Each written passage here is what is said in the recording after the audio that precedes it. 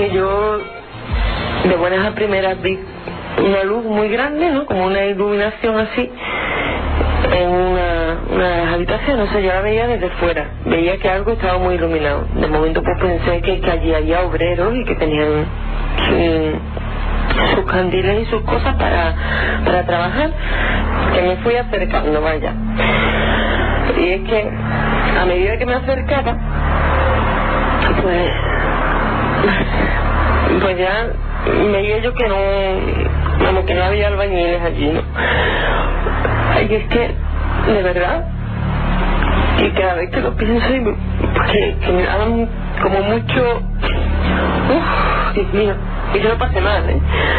O sea, yo de momento vi, al asomarme por la puerta, como así, una luz, era como una persona, pero no era una persona, era como algo así blanco y muy luminoso y muy alto.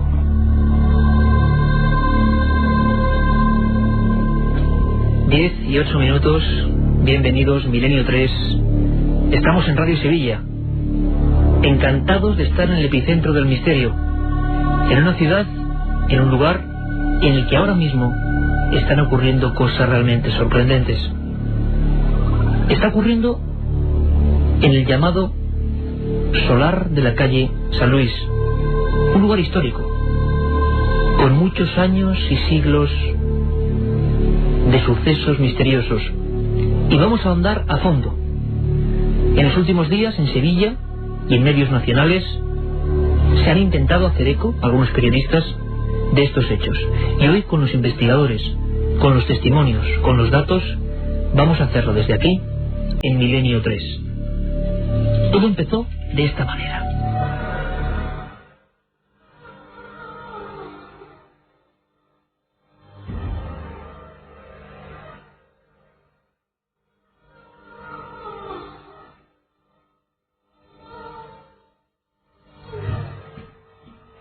Sevilla, barrio de la Macarena, un solar donde se levantaba el antiguo hospicio. Hace no muchos años, las palas excavadoras removieron este suelo antiguo y callado. Se encontraron entonces 6 esqueletos alineados, probablemente de la misma familia, rodeados de vasijas. En una tablilla, una inscripción en latín: no turbar la paz de este lugar. En los últimos días, el popular barrio del corazón de la ciudad está sobrecogido. Después de una serie de crímenes y suicidios misteriosos, decenas de testigos han denunciado fenómenos extraños, apariciones, sombras en mitad de la madrugada, voces, risas y lamentos perfectamente audibles, objetos que se mueven solos.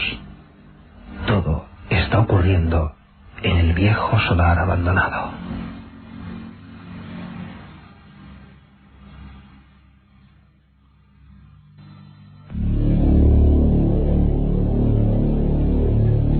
Esta noche especial, el equipo del Milenio 3, Katia Rocha, Carlos Barroso, Carmen Porter, este que os habla, y Pierre Jiménez, nos hemos venido con los bártulos a Sevilla siguiendo noticia, siguiendo no un rumor, sino una serie de hechos constatables que nos muestran una de las historias más apasionantes, una historia clásica de fantasmas, como hacía muchos años que no ocurría en nuestro país.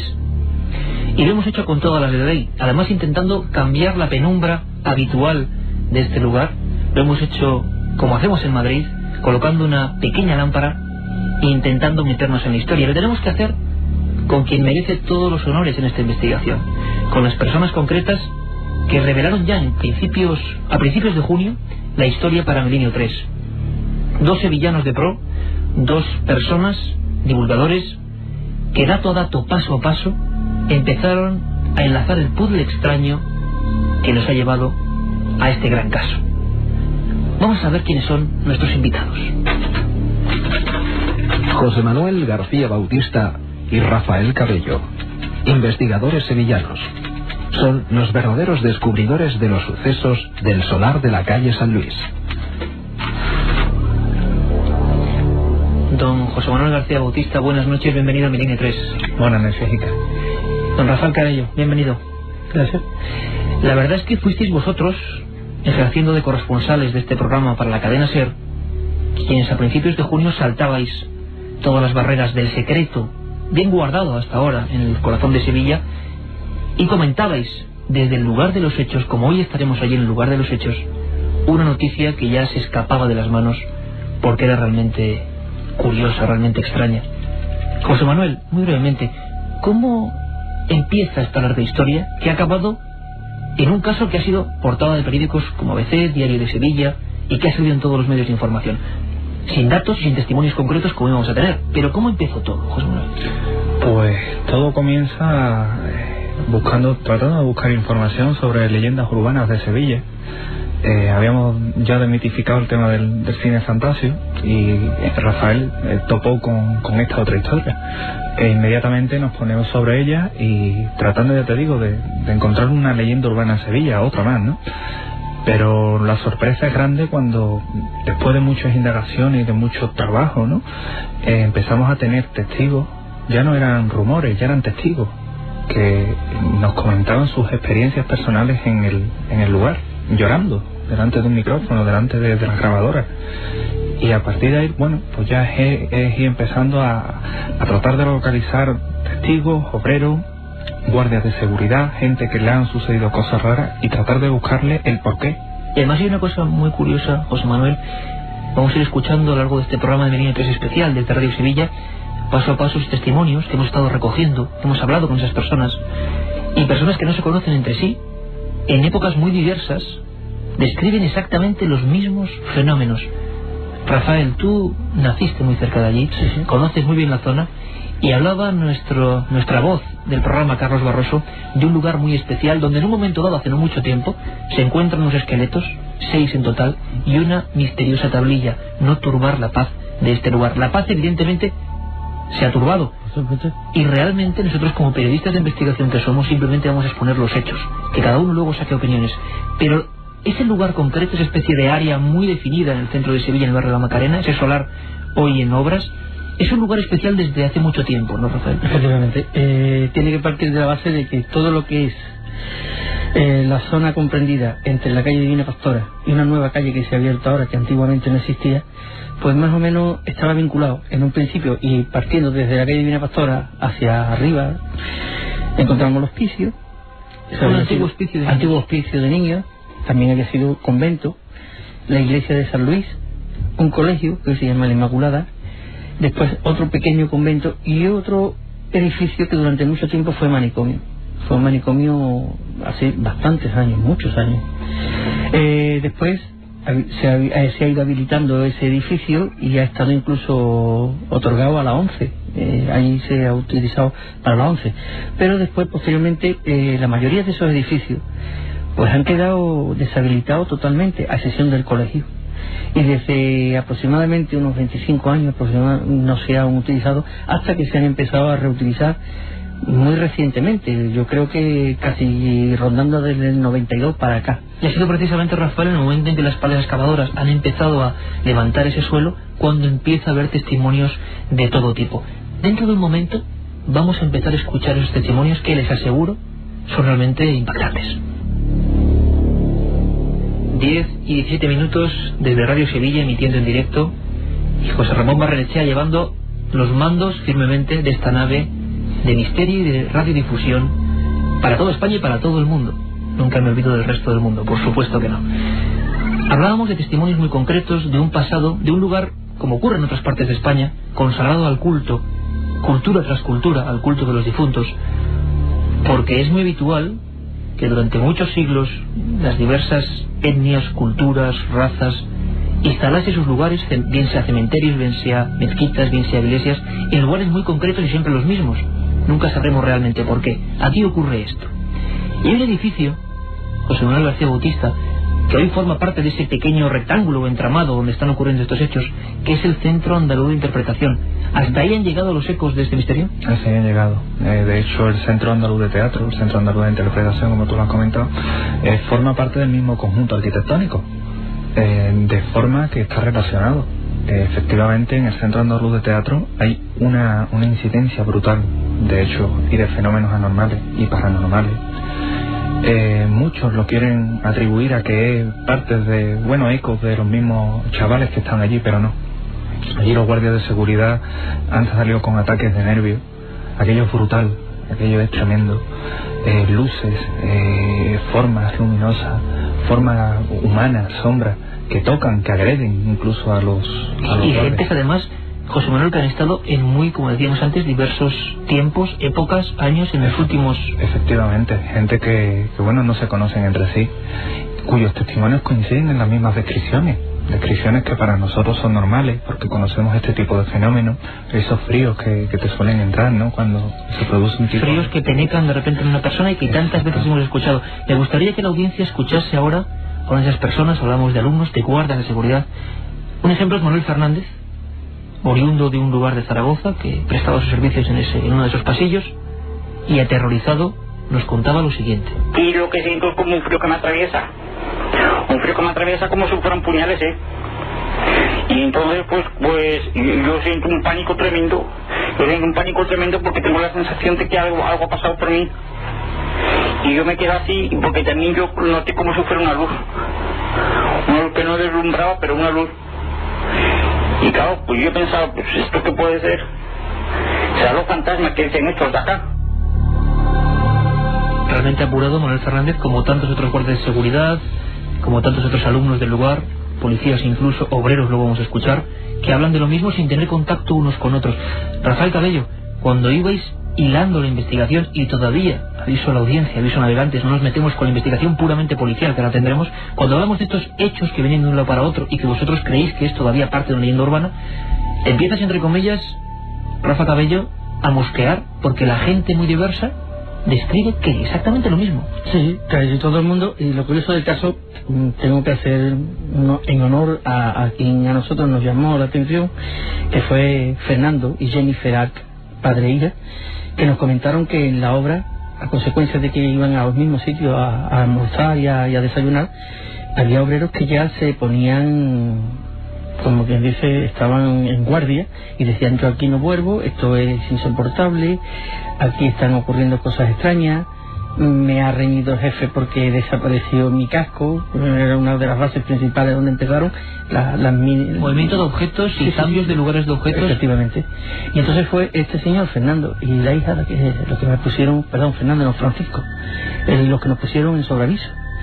Pero claro, cuando empezamos nosotros a intentar de averiguar todo lo que estaba ocurriendo, nos encontramos de que aquello se sobrepasaba, pero con creces totalmente lo que en un principio creíamos que incluso pudiera ser lo que tú has dicho, una leyenda urbana de... Rafael, el frío, las sombras, incluso ese frío que penetra de repente en una persona que está haciendo su ronda de seguridad, que yo lo he oído tantas veces en otros lugares del mundo, es algo que es, digamos, la seña de identidad, ¿no? También habría risas, también habría sonidos muy concretos. Sonidos muy concretos, efectivamente, incluso... pisadas y huellas que se forman. Efectivamente, uno de los guardas, precisamente, dentro de la obra, lo curioso del caso es que él observa una serie de pisadas que se forman delante de él, pero sin embargo, solamente siente como si le hubieran rozado, como si le hubieran atravesado un frío, y momentáneamente pues desaparece todo eso. Eso está seguido porque animales también alrededor del guarda pierden la vista en un punto indeterminado de la obra, en un punto donde teóricamente no hay nada, gruñen, se sobreexcitan el animal, se pone violento, incluso otros resulta de que encoge el rabo y se meten debajo del coche de seguridad, como si tuvieran una especie de sexto sentido. Al empezar el programa escuchábamos a Irene Marín, esa persona que casi lloraba ante vuestra primera grabación, hablando de esa especie de sombra que se le aparece ahí, que yo nunca he visto algo parecido. Y me gustaría recordarle a la mucha audiencia de Milenio 3 que desde el principio de los tiempos los primeros investigadores espíritas con premios Nobel como Charles Richet o William Crookes llevaban ya viejos termómetros, porque algo que en aquella Inglaterra y Francia de principios de siglo ellos habían notado es que los testimonios de este tipo de casos, los testigos recibían un frío tremendo, aunque estuvieran en una habitación a 40 grados. Y quien está allí, Rafael, José Manuel, quien está en ese lugar ahora mismo con la unidad móvil de Radio Sevilla para la cadena SER, acompañado del técnico Francisco Barrera, es nuestro intrépido reportero Carlos Barroso. Está ahora mismo en ese solar donde durante estos últimos meses están pasando muchas cosas. Don Carlos, buenas noches. Hola, buenas noches. Pues bueno, primero sería cómo te encuentras en ese momento ahora mismo de noche en un lugar, imagino, completamente solitario. Pues sí, lo primero que llama la atención en este lugar, bueno, me encuentro justo en la trasera de la calle San Luis, un lugar paralelo a la calle San Luis, en el centro de Sevilla, a las espaldas de la iglesia de San Luis, una iglesia sin culto, y entre el lugar en el que me encuentro, el solar, este solar con unas excavaciones, unas ruinas romanas, de la época romana, pues entre la iglesia de San Luis y este lugar en el que me encuentro, ahí se encuentra el edificio del Centro Andaluz de Teatro del que habéis hablado anteriormente. Este lugar, pues lo primero que llama la atención es la soledad, el silencio.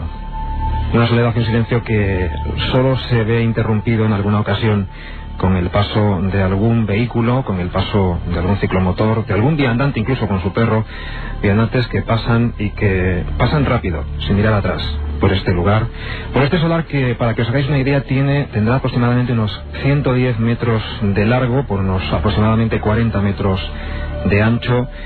Está vallado por un muro de piedra en una de sus zonas, en uno de sus extremos, y en el resto por una pequeña valla metálica. Un lugar que denota cierto abandono. Se ve bastante vegetación en esta zona, entre las excavaciones. Se ve que es un lugar que lleva bastante tiempo sin que por aquí pase la mano del hombre. Estas ruinas, según las investigaciones, las primeras hipótesis que se barajan, podrían corresponder, dicen, a un establecimiento rural de la época romana, que se ubicaba pues en las afueras de la antigua Hispalis. También se habla como posibilidad o como hipótesis de que pudiera ser una necrópolis. Aquí, efectivamente, como hablabais, fue donde se encontraron los restos óseos de 6 cadáveres, posiblemente se dice que de la misma familia, con esa pequeña inscripción en latín en la que se leía no perturbar la paz de este lugar. Me estoy moviendo por el Iker, por el solar. Te seguimos, Carlos. Cuéntanos qué estás viendo ahora mismo. Y estoy justo en el centro de un pequeño pasadizo o puente que separa una zona de las excavaciones más amplia, una zona amplia de excavaciones, donde se ven pues pequeñas, podría decir pequeñas habitaciones o pequeños habitáculos. El esqueleto de lo que fue una casa, y además de bastante dimensión, ¿no? Por lo que hemos visto antes. Efectivamente, se dice que podría ser esto como un cortijo. Por eso, aunque aquí se han encontrado algunas vasijas y algunos restos, pero no se han encontrado muchos más restos que investigar o que analizar, porque al ser posiblemente un cortijo, esta zona pues estaba dedicada a la labranza y al cultivo, y entonces pues restos arqueológicos pues pocos, solo los que se pueden ver por aquí en estos momentos, que son pues restos de muros que están pues tapados por una vegetación que se hace, como digo, bastante abundante. Carlos, pues si te parece, la idea que tenemos y que vamos a mostrar un poco a los oyentes de Milenio 3 en la próxima conexión que hagamos dentro de unos minutos, donde te trasladarás al lugar todavía más epicéntrico, donde han ocurrido lo que son las apariciones de esa sombra, sea lo que fuera. Aquí estamos simplemente para exponer los hechos, y eso sí, desde el lugar, como trabajamos en Milenio 3. La idea, Carlos, es que incluso se ha hablado en algún momento de que algunos investigadores han intentado hacer las llamadas psicofonías. Nosotros no es que tengamos mucha fe en ellas ni deseamos de tenerlas, pero con medios digitales y con toda la técnica a nuestro alcance, si te parece, Carlos, vamos a intentar en el próximo lugar, en esa otra parte de esa necrópolis solar, lo que sea, es hacer algunas experiencias, grabar allí, y bueno, tú contarnos cómo se siente uno haciendo toda esa experiencia, y luego quizá la próxima semana podamos saber si hay resultados cuando escuchemos la grabación completamente digital y precintada. ¿Te parece, Carlos? Sí, así lo haremos. Pues conectamos contigo dentro de unos minutos.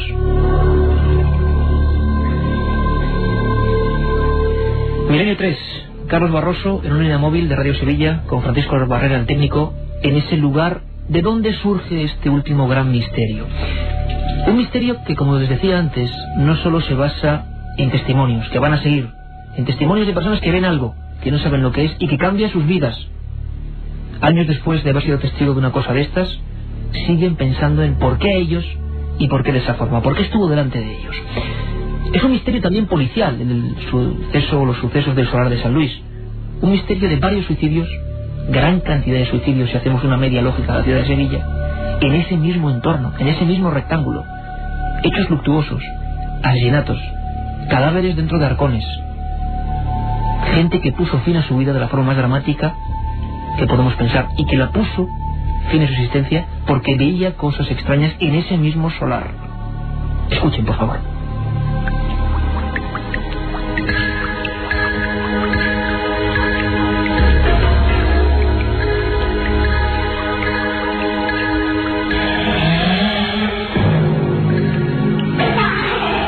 Manuel Candelar afiló su machete hasta que éste se convirtió en una daga reluciente. Con parsimonia colocó su punta contra el pecho y lo sujetó con las 2 manos. Acto seguido, fuera de sí, corrió con todas sus fuerzas hacia una pared de ladrillo y se golpeó de forma seca y decidida. La inercia hizo que el cuchillo rajase el corazón de parte a parte. Un tiempo después, ocurrió otro espantoso suceso en el lugar. La policía, alertada por la desaparición de Pelayo Roldán, abrió la puerta de su modesta vivienda. Todo estaba en orden, las ropas dobladas, todas las pertenencias en el sitio correspondiente. Daba la impresión de que el morador hubiese emprendido un largo viaje. Lo único que desencajaba era un viejo y pesado arcón. Al abrirlo, encontraron su cuerpo muerto y en estado de descomposición.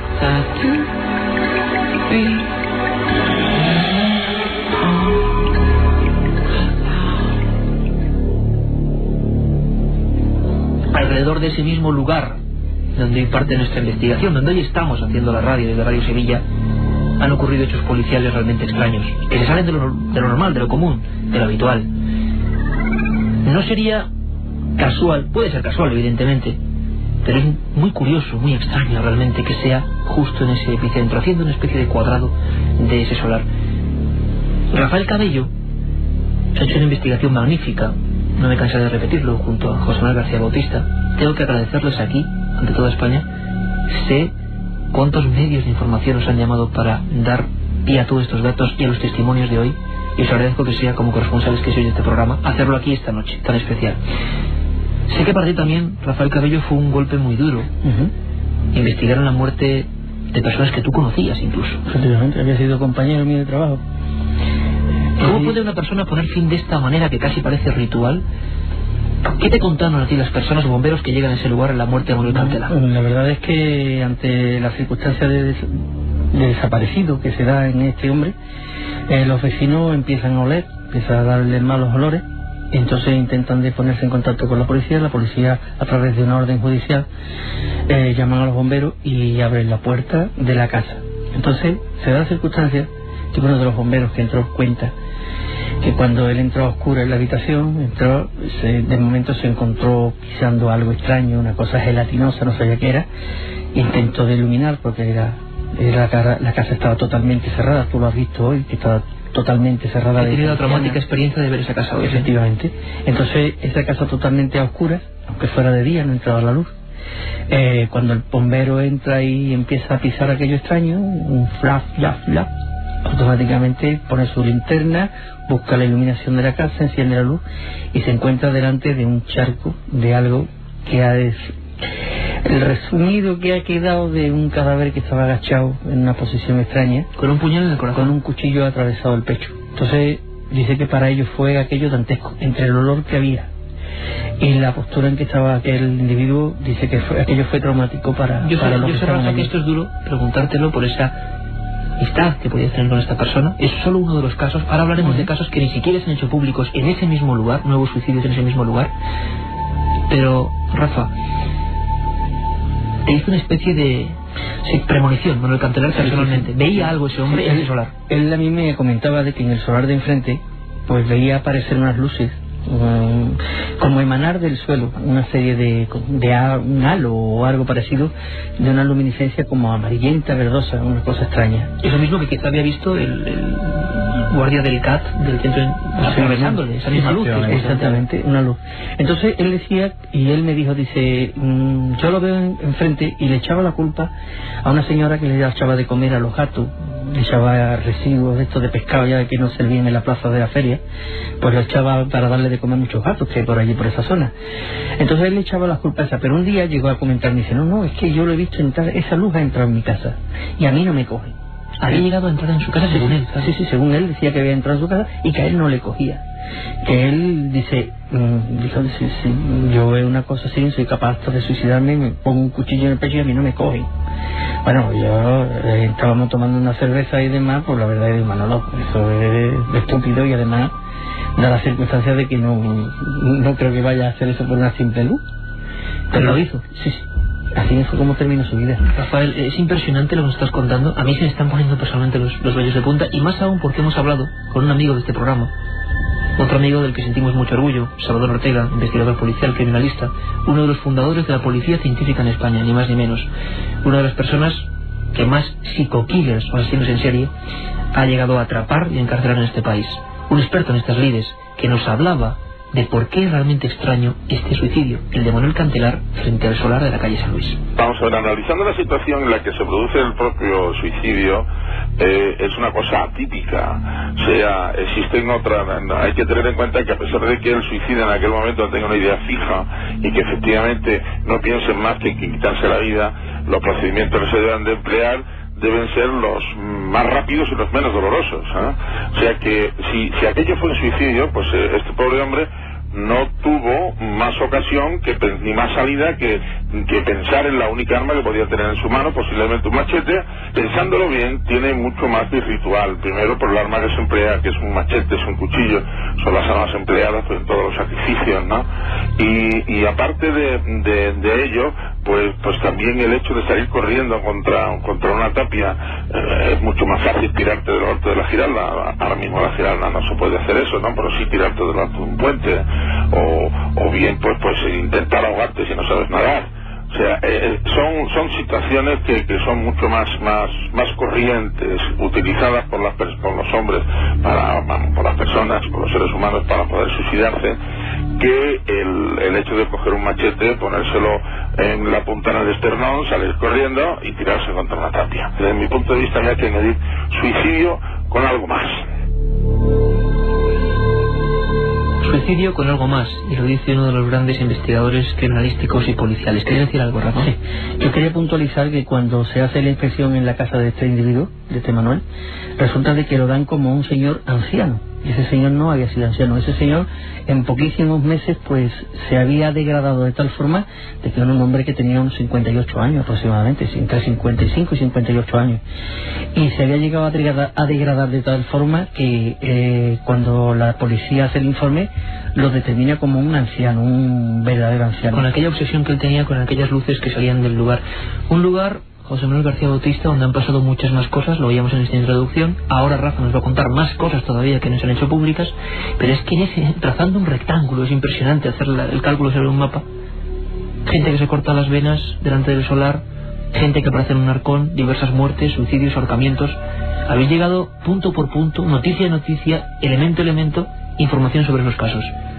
¿Qué impresión te llevas tú? El caso, por ejemplo, de Pelayo Roldán del Arcón fue impresionante y en ese mismo lugar, ¿no? Pues también fue un hecho que conmocionó a la calle, ¿no? Pelayo Roldán era un vecino querido en la zona, un viajante, tenía una posición económica bastante buena, y un buen día, como le pasó a Manuel Cantelar, se dejó de saber de él. Nadie sabía dónde estaba, se dio porque estaba en uno de sus viajes.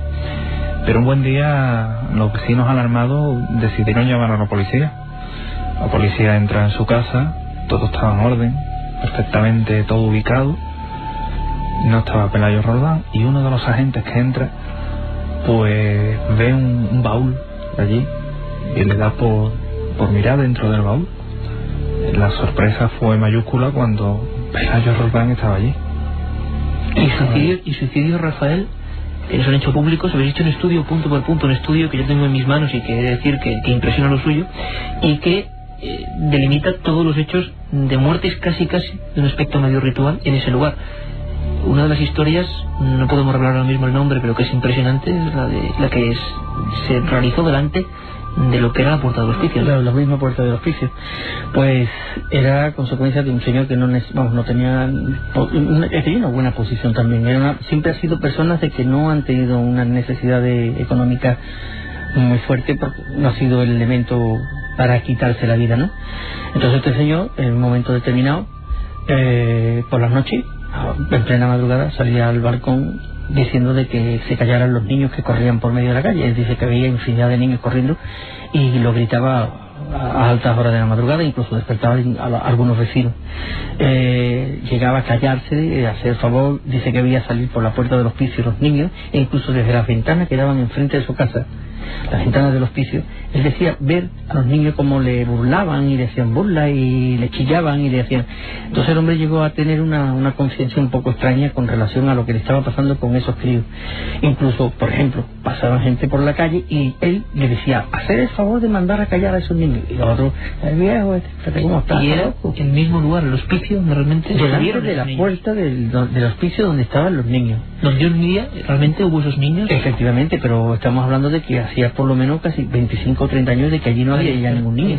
A mí me gustaría que la audiencia de Milenio 3, Rafael, José Manuel, escuchara los testimonios de personas como el jefe de obras, que no ha hablado para ningún lugar más que para vosotros y ahora para Milenio 3, Francisco Pérez. Es un corte rápido, grabado con la tensión y la extrañeza de las personas que se han negado a seguir trabajando en ese lugar, no por otros hechos, sino por hechos tan extraños como esas herramientas que llegaron a meter dentro de arcones de metal y a colgar de la grúa, y al día siguiente volvían a aparecer sin que estuviese absolutamente nadie allí, a 15 metros de altura, y aparecieron en el suelo, y además con posiciones muy diversas. Escuchamos un momento a Francisco Pérez. Porque nosotros allí estuvimos varios meses montando unas líneas y montando la estación eléctrica para aquello, la obra esta, y ocurrieron cosas que yo se lo cuento a la gente y se ríen de uno, pero que si hubiesen estado allí yo se lo hubiese dicho que si era verdad o mentira. Se subía a una escalera, ¿sabes? Tenía abajo la herramienta, y cuando bajaba con la herramienta, yo, ¿dónde he puesto la caja con la herramienta? Yo no estaba allí la caja de la herramienta, no estaba, estaba a 50 metros la caja de la herramienta, y nosotros estamos trabajando aquí, ¿cómo es posible eso? Y como esto, muchísimas cosas. Muchas cosas, incluso apariciones, como hemos visto. Por cierto, solo una pregunta, Rafa, ¿qué le pasó a esa persona adinerado zapatero sevillano, cuya identidad no podemos dar, que veía a esos niños constantemente? Bueno, pues, en una de esas locas noches que tuvo de experiencia así, que decía que incluso veía saltar a los niños y llegaban a la altura de su balcón, a la mañana siguiente, cuando fue la señora de la limpieza la que le hacía las cosas en su vivienda, abrió la puerta, entró porque tenía su propia llave, se encontró de que este señor estaba colgado con una cinta de esta de persiana y demás en el cuello, se había ahorcado, estaba colgado de una viga. Es uno de los 6-7 suicidios que se enmarcan en esa zona en la última época. Mira, perdona, curiosamente casi todos los datos que nosotros tenemos, siempre cuando hemos ido a investigarlo, nunca se han forzado puertas, siempre han estado cerradas por dentro, nunca ha habido ningún elemento que pueda determinar que ha habido violencia externa o que haya sido alguien que haya entrado dentro de la habitación y le haya provocado el daño, sino que siempre se han encontrado las puertas cerradas y ventanas y balcones cerrados por dentro. Misteriosísimo. La verdad es que tan misterioso como los testimonios, hablábamos antes de Francisco Pérez, jefe de la obra, o vecinas. José Manuel García Bautista ha grabado una a una vecinas muy diversas que hacía mucho tiempo no querían contar estas historias, como Macarena Rodríguez Pérez, que nos cuenta cosas como esta. Vi una sombra, yo me quedé muerta, vamos, que me iré a mi prima y las dos vimos lo mismo. Pues nada, de momento, cuando nos fuimos ahí, de momento un jaleo, como si hubiera un montón de gente allí en la obra. Y nada, allí en la obra, vamos, se supone que no había nadie, porque aquello lo que es un hoyo allí medio un poco con luces, así que no podía haber nadie. Vamos, yo sentía ya hasta que me llamaban por mi nombre. De momento como unos empujones así, ¿sabes? Que no... Una cosa muy extraña, una cosa muy rara, y las dos estábamos sintiendo lo mismo, vamos, que las dos nos quedábamos mirando una a la otra y las dos estábamos viendo y sintiendo lo mismo. Y nada, de momento salimos corriendo porque ya no, aquello no era normal. Aquello evidentemente no era nada normal, ¿verdad, José Manuel? Y muchas personas, diferente edad, diferente condición, que te cuentan lo mismo, esa sombra. Exactamente. ¿Y a quién que les llama? Exactamente lo mismo. Era además curioso porque a medida, ya te digo, a medida que íbamos encontrando testigos dispuestos a hablar, todos, o casi todos, describían lo mismo: sombra, frío, algo que te toca, algo que te llama, pero que no lo ves, no lo ubicas, no lo localizas, pero que está allí delante tuya. Incluso que sonríe, o que lanza una risa. Se ríe de ti, o sea, se ríe a tu vera. Tú estás sintiendo a alguien, jajaja, a la vera tuya. Y personas además que, como decimos, no tenían contacto, no sabían que otras habían tenido esa experiencia. No, porque además, lo que te comentábamos antes, ¿no? Que realmente la calle San Luis, esto es vox populi, pero entre los vecinos no hablan de ello.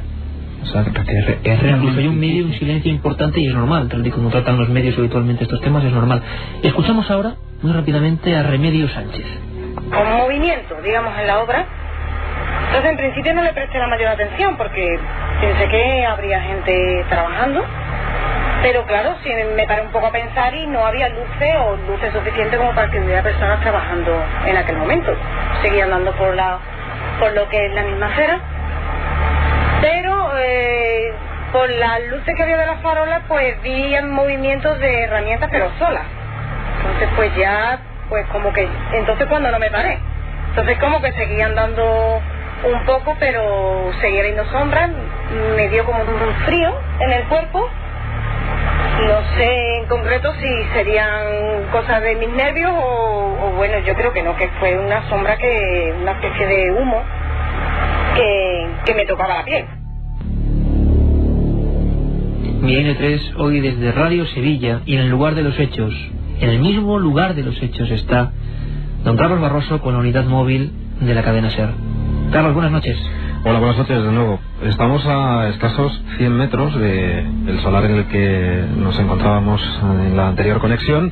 Estamos, digamos, en el solar conflictivo, el solar más conflictivo, digamos, del que hablabais hace unos instantes. Un solar que está, pues, digamos, también en el mismo estado de abandono en el que se encontraba el anterior. Un solar en el que de cuatro de sus lados, de sus cuatro lados, tres de sus lados tienen una zanja y lo que parece ser el inicio de las obras para colocar los cimientos, y se ven en el centro pues unos tablones abandonados, unos hierros abandonados, unas vallas, un lugar donde posiblemente en otros tiempos anteriores pudo haber una grúa, y un lugar igual de solitario en el que vemos, divisamos la cúpula de la iglesia de San Luis. Todo está en la misma manzana, en el mismo territorio. Un lugar donde tampoco pasa mucha gente, igual que en el anterior. Un lugar que da esa sensación de soledad y esa sensación de tranquilidad y de silencio que teníamos. ¿Has dicho tranquilidad, Carlos? ¿Tú notas esa tranquilidad? ¿O realmente uno se puede llegar a cuestionar o poner un tanto nervioso? Estará pensando mucha audiencia ahora mismo, claro. No, yo en este momento, bueno, lo que noto es eso, es tranquilidad, es silencio. Sí llama la atención quizás una cosa, un hecho. Perdón, es que alguna vez se me va la conexión, no sé si el sonido llega bien. Llega perfectamente, Carlos, no te preocupes. Perfecto. Bueno, lo que decía, que me llama la atención el ver que las muchas viviendas que rodean esta manzana, que son muchísimas, realmente en muy pocas de ellas vemos luz, o vemos ventanas abiertas, se divisan muchísimas casas, y en muchas de ellas desde esta parte del solar en el que nos encontramos se ven carteles de "se vende". En fin, lo que te puedo contar, Iker, desde este solar de la calle San Luis es esto, es la tranquilidad, es el silencio, el abandono.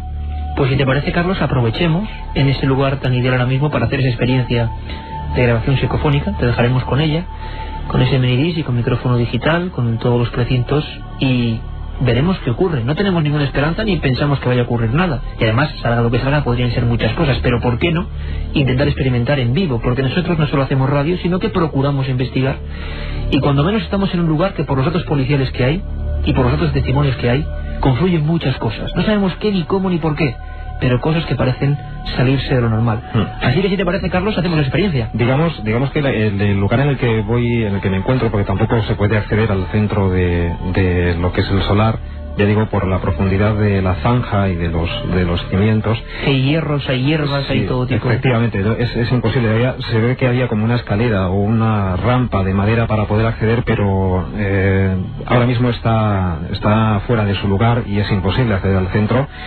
En el lugar en el que voy a colocar esta grabadora digital con su micrófono incorporado para poder realizar una grabación y a ver qué es lo que sale. Es un lugar, nos comentaban nuestros invitados esta tarde, el lugar en el que se situaba la caseta de los vigilantes de seguridad, caseta en la que en algún momento también ocurrió algún fenómeno extraño, sobre todo con el sintonizador de alguna radio de uno de estos vigilantes, lugar desde el que los perros miraban hacia el interior del solar, miraban algo que realmente no podía ser visto por ojos humanos. En este lugar es donde vamos a colocar el minidisc. Yo no sé si escuchas mis pasos.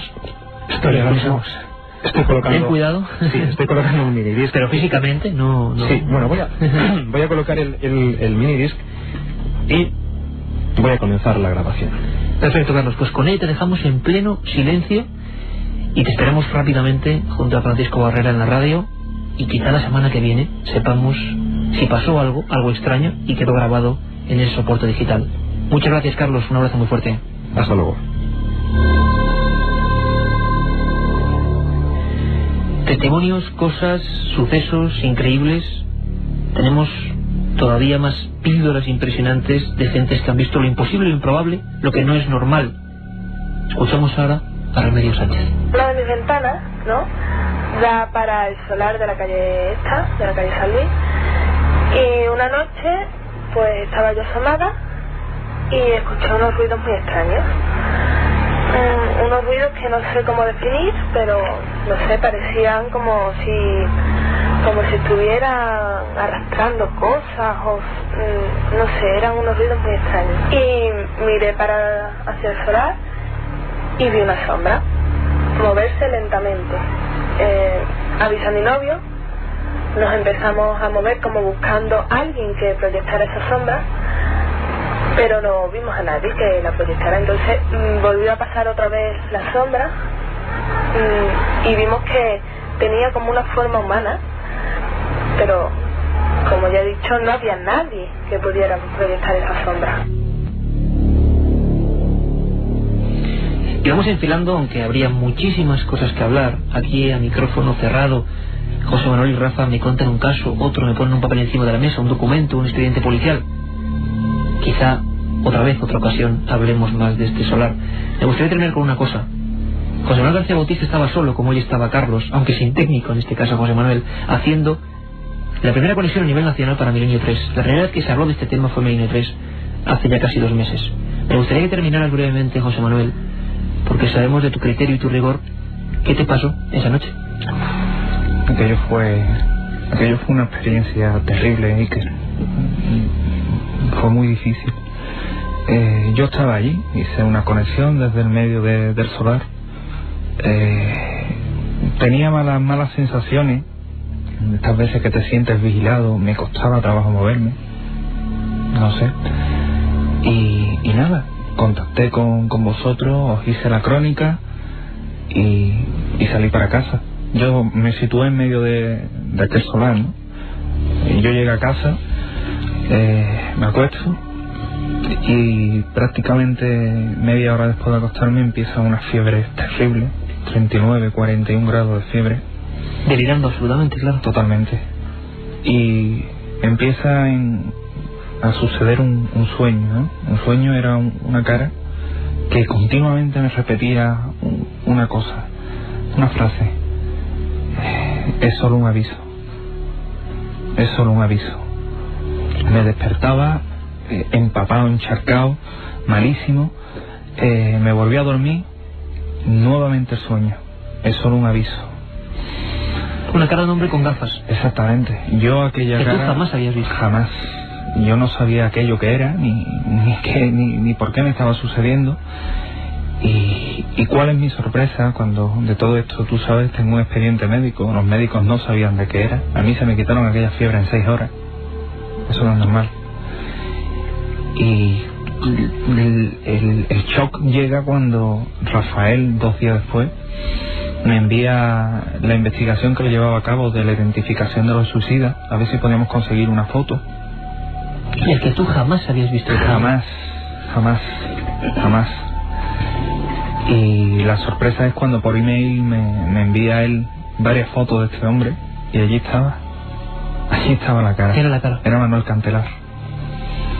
Nos quedamos con este dato y nos quedamos con el absoluto agradecimiento de Milenio 3 y estoy seguro de toda la audiencia de la cadena SER para toda España y para todo el mundo, no solo por este programa, sino por esta, que es solo una de vuestras magníficas investigaciones aquí en el sur de España. Seguro que volveremos a vernos aquí en Sevilla y esperemos que incluso con público para hablar de misterios de Andalucía. Ha sido un placer, Rafael, ha sido un placer, José Manuel. Muchas gracias, Iker.